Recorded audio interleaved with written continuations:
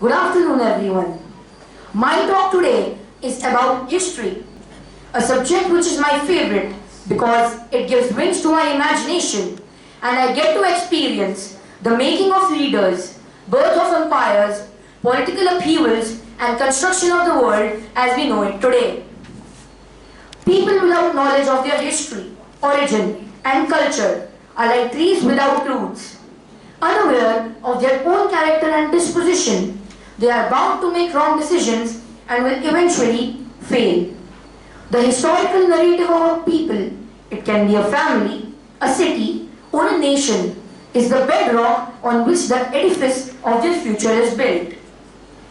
However, dear friends, the boundary between historical fact and fiction is more porous than you may believe. Always after turmoil or an upheaval, it is the victor who dictates the historical narrative.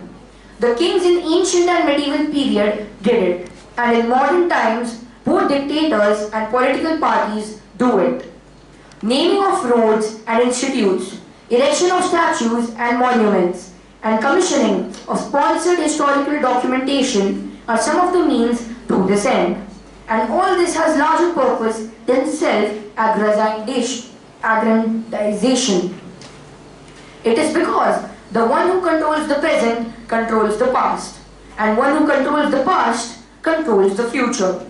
So the people in power have always created self-serving history and fed it to the general masses. Therefore, it is imperative that we, the leaders of tomorrow, learn to see through the fog of narrative and assimilate our own perspective of history. World over, distortions are rampant in academic and nationally accepted history. However, let us limit ourselves to the distorted facts directly concerning us.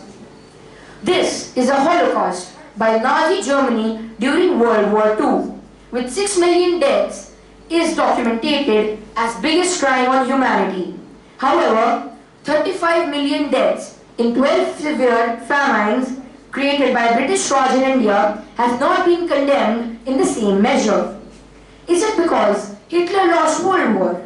Why is the US not condemned in the same measure for unwarranted nuclear explosions on Hiroshima and Nagasaki when allies were already winning the war? The other example is the narrative that it was only Mahatma Gandhi who got his independence. His contribution to the struggle was indeed outstanding. However, independence came largely due to weakened Britain after World War II. Also, official narrative celebrates Gandhi to such an extent that sacrifices of the Indian National Army and revolutionaries like Chandrasekhar Azad, Bhagat Singh, Veer Savarkar are largely ignored. The narrative that historically India is an apostle of non-violence is also concocted.